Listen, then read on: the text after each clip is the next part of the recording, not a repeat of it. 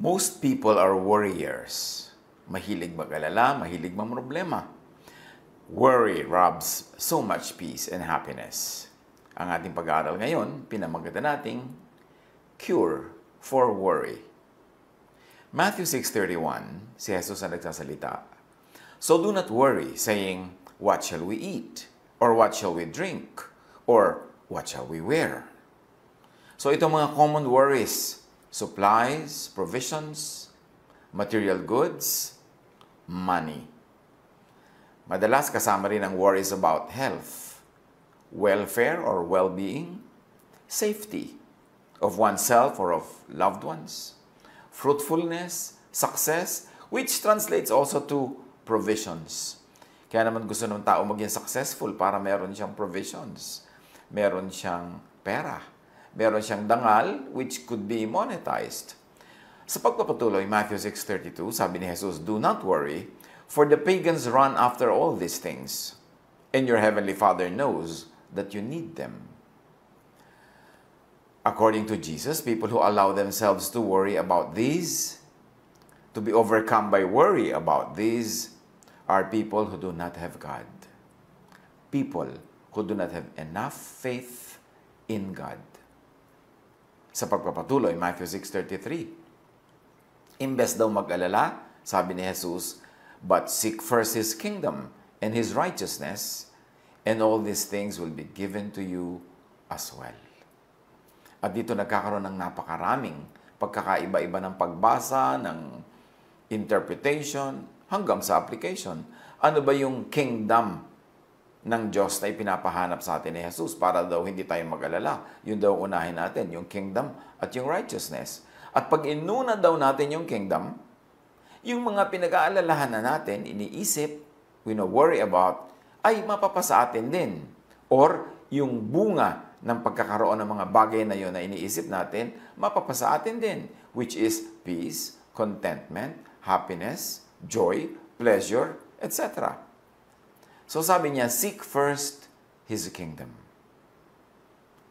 At itong seek first His kingdom na ito, nag-e-echo, umaalingaw-ngaw sa itunuro ni Jesus na prayer or how to pray or what to pray for. Sabi niya sa Matthew 6:10 na bahagi ng tinatawag nating Lord's Prayer, ang prayer daw dapat should say to God, your kingdom come. Your will be done on earth as it is in heaven.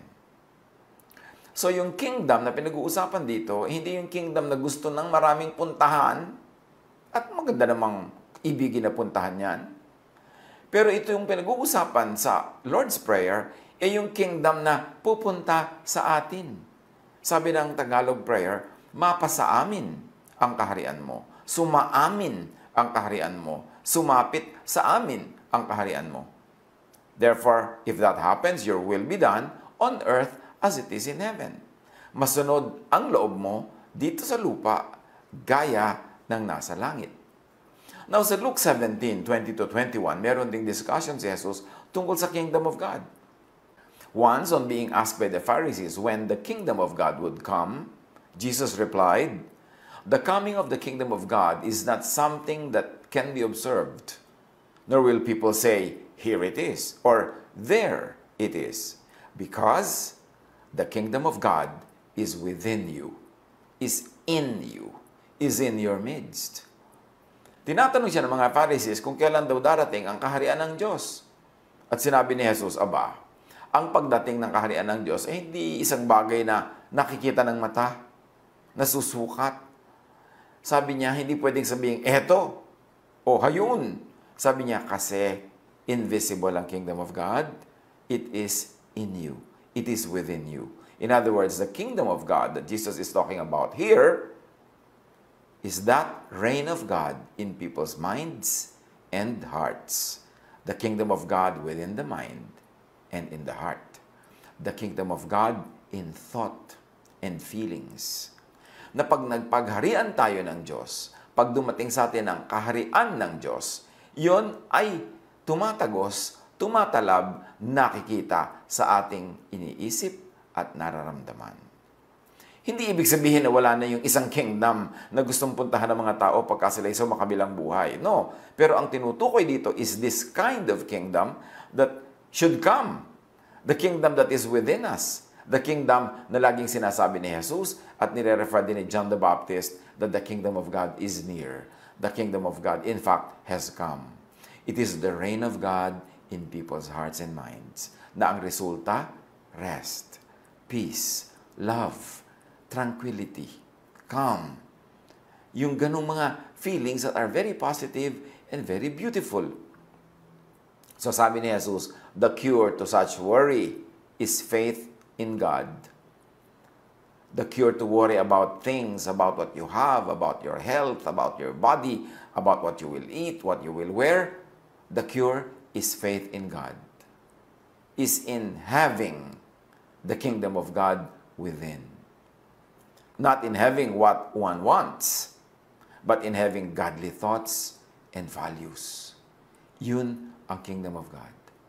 At pag nangyari yun, na ang pag-iisip ng Diyos ang takbo ng ating isip, ang kanyang nararamdaman ng ating nararamdaman din, ang pag-ibig niya ay naging pag-ibig natin, ang karunungan niya ay naging karunungan natin, magkakaroon tayo ng kapayapaan.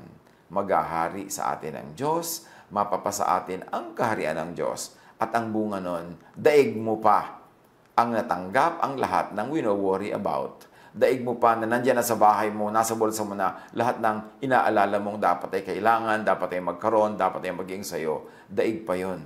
Kasi ang bunga ay kapayapaan, kapahingahan, katahimikan. At hindi naman malayong bunga rin na magkaroon ka ng mga bagay na yun na kailangan mo. Dahil siyempre kung nabubuhay ka ayon sa pag-iisip ng Diyos, ayon sa kalooban ng Diyos, gagawin mo ang tama. Magtatanim ka para ka umani at ikaw ay aani ng mabubuti sa mabuti mong itinatanim.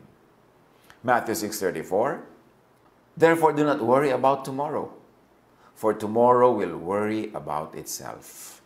Each day has enough trouble of its own. So sabi ni Jesus, think only of your needs today. Kaya tayo nag-aalala. Hindi naman yung today mostly ang inaalala eh. Kasi more often than not, meron naman nung pang today. Kahit medyo hindi kasing dami ng iniisip at gusto ng iba, meron pa rin. Meron pa rin. Pero ang nag-aalala tayo talaga, yung pang bukas, pang next week, next month, next year, next 10 years or more. Kaya nakakapag-alala because hindi mo naman control yung malayo. Pag inisip mo yon, ang magiging bunga lang ay pag-aalala, pagkabalisa, at takot. So sabi ni Jesus, think only of your needs today. Matthew 6:11, kasama din sa prayer na itinuro ni Jesus na component ng tinatawag nating Lord's Prayer, give us today our daily bread, or our daily rice, or our daily anything. Kung ano man ang pagkain sa kultura ng taong nagdarasal, sabi niya, give us today our daily bread.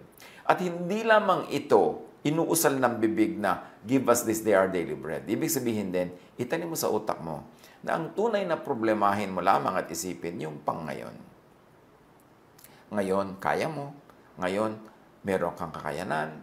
Ngayon, hawak mo pa ang panahon. Hawak mo ang iyong lakas. So, madami kang magagawa para yung pang ngayon ay maisip mo. Pero oras na inilayo mo sa ngayon, dinala mo sa malayong future, worry ang magiging bunga niyan. So, apply this to all concerns. Even to issues of aging, of sickness, even of death.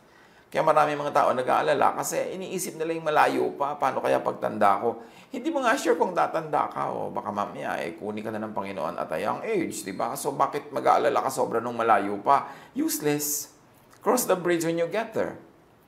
Even of sickness, even of death. All of these are components of life.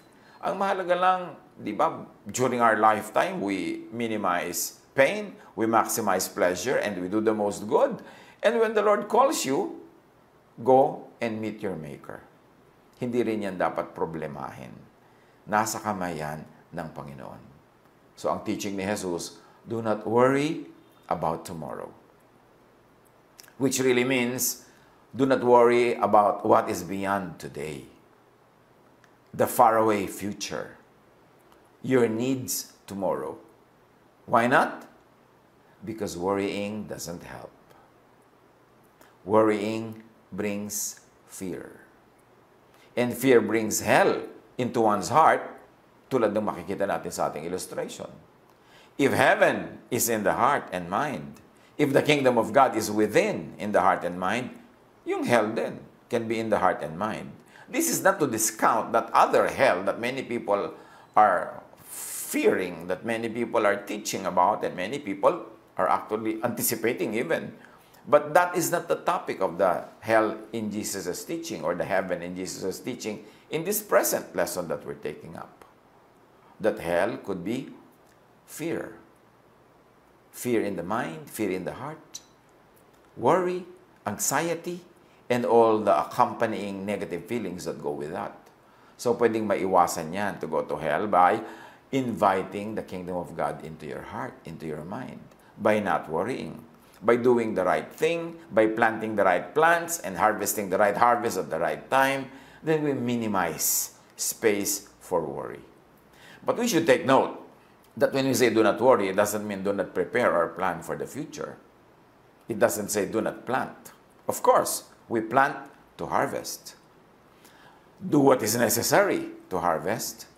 Do what is doable to have your provisions in the morning. Do good so that good will come back to you. Hindi ibig sabihin na pagka do not worry, hindi mo nagagawin yung mga bagay na yun. Because you never know who is watching when you're doing good. But definitely you know that God is watching. And good deeds are always rewarded. Huwag mag-guilty that you want to be rewarded for your good deeds. Even sa Bible, sinasabi, a farmer plants with a prospect of harvest. The law of nature says that planting yields a harvest. The law of God says that because the law of nature is the law of God, planting yields a harvest. So plant and harvest. Instead of worrying, plant. Instead of worrying, do good. Invest in something. Invest in the soil. Invest in the industry. Invest in the economy. Invest in people. Invest in yourself. Invest in the future. But don't worry. Do what is practical. Do what is needed. But do not add worry to it. 2 Corinthians 9:6. Remember this. Whoever sows sparingly will also reap sparingly. And whoever sows generously will also reap generously. Ang nagtatanim ng konti, konti ang ani. Ang nagtatanim ng marami, marami ang ani. Generally speaking, syempre. Huwag naman pilosopohin na kung minsan nagtanim ka, bumagyo, hindi ka umani. Kasi hindi naman yung rule, yun ang exception. Pero kadalasan talaga pag nagtanim ka, ani ka. Gusto mong maraming anihin, marami ka itanim. Gusto mong pag dumating ang crisis, marami kang relaxation, marami kang dapat trabaho before the crisis. Marami kang savings, marami kang investment, para pag dumating ang crisis, medyo relax ka lang. Sabi nga doon sa Proverbs 31 lady, she can laugh at the days to come kasi marami siyang tanim. Galatians 6:7, you cannot fool God, so don't make a fool of yourself. You will harvest what you plant. If you plant goodness, you harvest goodness. If they plant ingratitude, they will harvest its fruit. So kung anong tanim, siyang ani. Sa halip na mag-alala tungkol sa kinabukasan, magtanim. Sa halip na mag-alala tungkol sa iyong health kinabukasan, magtanim ka ng lahat possible things to do to maximize your health. Ngayon, sa kabila ng ginalawa mo, itinanim mo lahat-lahat, nagkaroon ka pa rin ng karamdaman, pasalamat ka dahil siguro kung wala kang ginawang tama, baka mas maaga kang nagkaroon ng karamdaman. Huwag mo sabihin, sayang naman yung ginawa ko, nagkaroon din pala ako ng karamdaman. Sayang naman yung pagtatanim ko, kakapusin din pala ako. Walang sayang na mabuting gawa. Kasi haharvestin mo yung tanim mo. Kaya nga siguro, ang tagal bago ka kinapos, dahil marami kang tanim. So huwag mo panghihinayangan ng pagtatanim. Huwag ka manghihinayang na may ginawa ka mabuti. Kasi laging may result yon kahit invisible to the naked eye. So magtanim. But after planting, do not overthink. Just take care of the plant. That should be enough. Nakakita ka na ba na nagtanim tapos kinabukasan hinuhukay-hukay niya yung buto para tingnan niya kung nagkakaroon na ba ng uga, tumutubo na ba yung dahon, masisira yung tanim mo. Do not overthink. Just do good and take care of your plant. Ecclesiastes 11:6. Sow your seed in the morning, and at evening let your hands be not idle. For you do not know which will succeed, whether this or that, or whether both will do equally well. Meron na namang katuroan dito sa Solomon sa atin kung paano malilesen ang ating worry. Nagwa-worry tayo, aling kayang hanap buhay ko ang kikita, aling puhunan ko ang tutubo, aling negosyo ko ang lalago. Sabi niya, mabuti pa, umagang-umaga pa, magtanim ka na para may nagawa ka na maaga pa lang. At pagka dumadating ng hapon o gabi, huwag ka nang sobrang magpahinga agad ng ang aga-aga. Huwag kang magpatamad-tamad dyan. Meron ka pa dapat gawin with your hands. Meron ka pa dapat sideline. Meron ka pa dapat ibang mainline. Meron ka pa ibang dapat nagagawin. Kasi hindi mo alam kung alin sa mga tanim mo ang pagpapalain, alin ang lalago, alin ang magdadala ng bunga.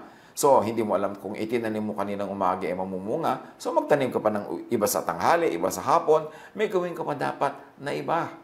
Pero, don't worry. Just do the maximum good. Kasi, dumadami ang iyong potential na humarvest also ng what is good. Just do not worry. Do not overthink. Ecclesiastes 11:4. Whoever watches the wind will not plant. Whoever looks at the clouds will not reap. Pagka daw lagi kang matatakutin, iniisip mo yung hangin, iniisip mo yung ulap, yung ulan, yung panahon, yung klima, lahat, yung trend ng market, ng prices, hindi ka na magtatanim, hindi ka na mag-i-invest, matatakot ka lang, wala kang gagawing mabuti. So sabihin ko nun, huwag kang masyadong mag-alala sa mga ganyan. Of course, use your common sense. Kung sobrang bagyong-bagyo today, di huwag ka ngayon magtanim.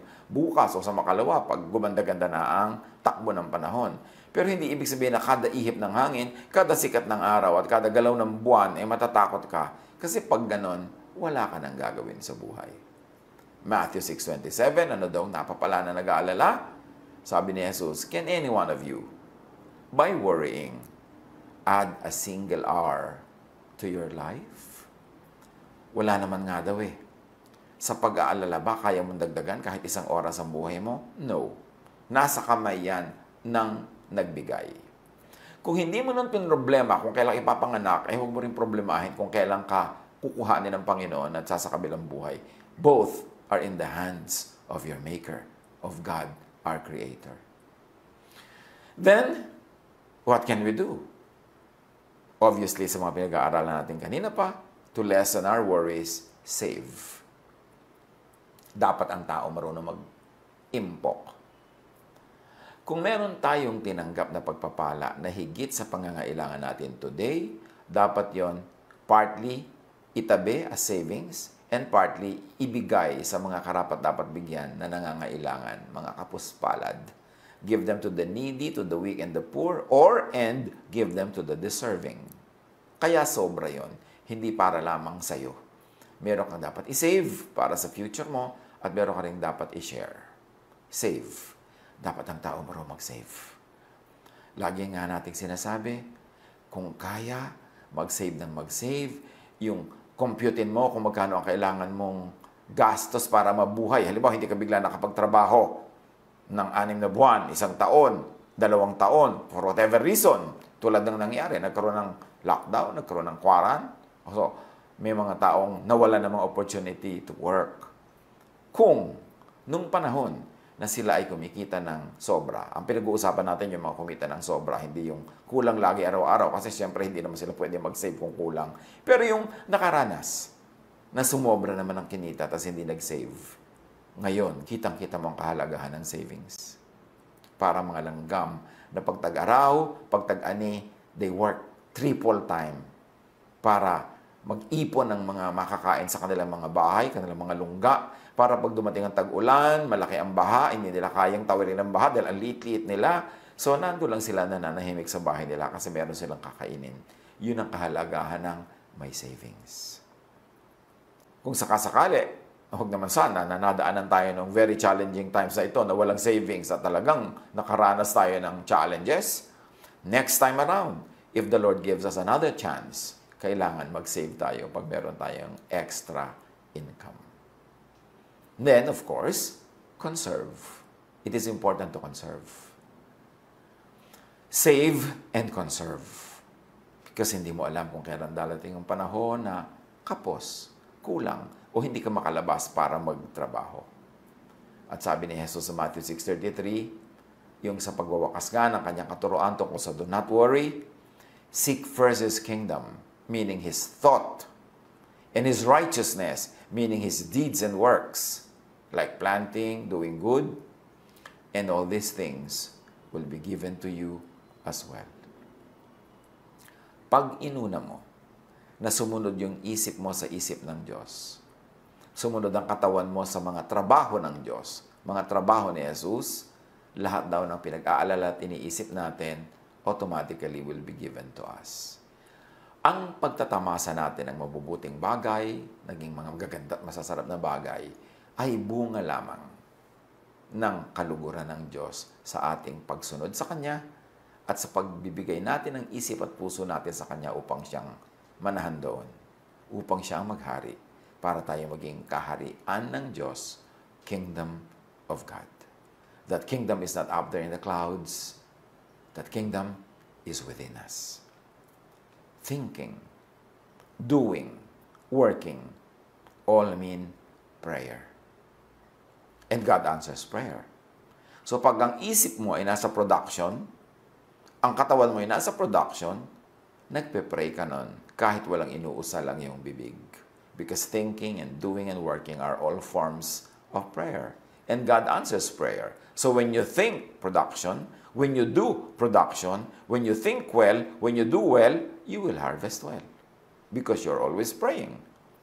Pag tama, pag godly ang isip at gawa, there is no need to, and there is no room for worry. So punuin natin ang ating isip ng tamang thoughts. Let our hands be busy with mga tamang gawa. Let our feet be busy sa mga tamang dapat puntahan at panindigan. At pagka ganon, hindi natin kailangan mag-alala. Kasi Diyos na ang magbibigay ng automatic na result ng ginagawa nating tama at mabuti. Kung ginawa ito noon, mga tamang pag-iisip, dapat may harvest na ngayon. Kung walang harvest ngayon, at nawa meron, pero kung sakasakaling wala, ibig sabihin hindi ito ginawa noon. So pwede pang gawin. May pag-asa pa. The blessings of God is new every morning, at may hope tayo every morning, every hour, every minute. Gawin na ngayon ang tama para umani bukas. Huwag magsayang ng oras sa pag-aalala, sa takot. Ubusin ang oras sa pag-iisip ng tama at mabuti, ng maganda, ng kapakipakinabang, to produce, to plant, to do good, and the harvest will be automatic. I-apply natin ito sa ating buhay. Iba't ibang aspeto ng buhay, iba't ibang hanap buhay, iba't ibang pamamaraan ng pamumuhay. Iba-iba lang ang details niyan, pero pareho lang yung outline niyan. Pareho lang yung pupuntahan. God wants us to have an abundant life. Sabi ni Jesus, I came that you might have life and have it to the full. Hindi kulang, hindi bawas-bawas, hindi bungi-bungi, full. Siya ang tubig ng buhay. Siya ang liwanag ng buhay. Siya ang ating dakilang pastol. Pag sinunod natin ay tinuturo ni Jesus. Pag naghari sa ating isip at puso ang kanyang kaisipan, ang magiging bunga, kagalakan, kapayapaan, at lahat ng productive fruits na kailangan natin sa ating buhay, matatamasa. Control the thoughts. Put them in the right place. Huwag isuko ang isip at puso sa negative thoughts.